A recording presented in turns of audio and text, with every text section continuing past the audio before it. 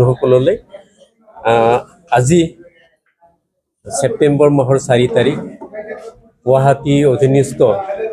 Last gate দিছপুৰৰ PWD convention training চেণ্টাৰত আমাৰ পিটিচি বাহিৰত থকা বড়ো কছাৰীসকলৰ এটা আমি উমৈহতীয়া ৰাজনৈতিক দল আঞ্চলিক ৰাজনৈতিক দল আমি আজি গঠন কৰিছোঁ। সেই ৰাজনৈতিক দলে হ'ল Bodo People's Party Bodo People's Party বুলি আমি যেটো নমিনক্লেচাৰ এইটো ৰাখিছোঁ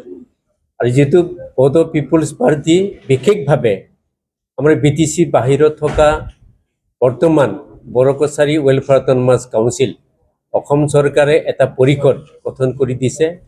আৰু আগন্তুক পৰিষদত নিৰ্বাচনৰ সময়ত আমি অংশগ্ৰহণ কৰিবৰ কাৰণে বা প্ৰতিদ্বন্দ্বী হিচাপে থিয় দিবৰ কাৰণে আমি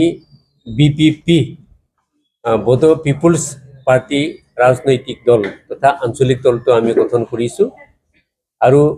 এই ৰাজনৈতিক দলৰ যেটো লক্ষ্য উদ্দেশ্য হ'ল এই আমাৰ বড়ো কছাৰীসকলৰ আমাৰ ৰাজনৈতিকভাৱে আমি সজাগ নহওঁ ৰাজনৈতিকভাৱে আমাৰ ভাৰতীয় সংবিধানৰ গণ্ডিত যিখিনি আমাৰ প্ৰাপ্য মৌলিক অধিকাৰে এইখিনি আমি সাব্যস্ত কৰিব পৰা নাই আৰু তাৰ বাহিৰেও আমাৰ নিজৰ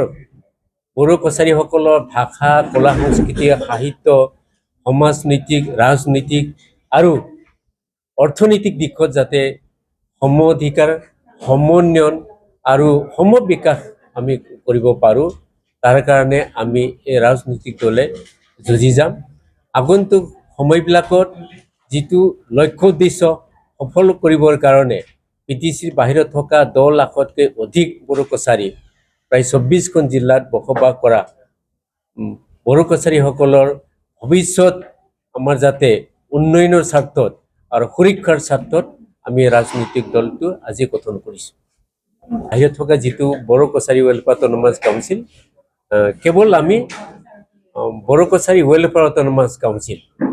এই কাউন্সিলতে আমি প্ৰতিদ্বন্দ্বিতা কৰিম বুলি আমি আজি ৰাজনৈতিক দলটো গঠন কৰিছোঁ। 26 বিধানসভা নিৰ্বাচন আমি 26ত নকৰোঁ 26ত নকৰোঁ এছেম্বলিত নকৰোঁ পৰিষদীয় নিৰ্বাচন অকল পৰিষদীয় নিৰ্বাচনত আমি অংশগ্ৰহণ কৰোঁ এমপি ইলেকশ্যনো নকৰোঁ এছেম্বলিত নকৰোঁ আৰু পঞ্চায়ত নিৰ্বাচনো নকৰোঁ। আপোনাৰ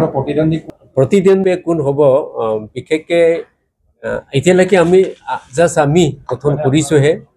গঠন কৰাৰ পিছত আমি চাম অবজাৰভেশ্যনত আমাৰ থাকিব আমাৰ লগত প্ৰতিযোগী কোন হ'ব। এতিয়া চৰকাৰ চলাই আছে Bodo Kachari Welfare Autonomous Council চৰকাৰ চলাই আছে আমাৰ মানুহে তেওঁলোকৰ লগতো হ'ব পাৰে বা কাৰ লগত হ'ব পাৰে আমি বৰ্তমানলৈকে ক'ব পৰা নাই আৰু সঠিক কোৱাটো এতিয়া উন্নতি।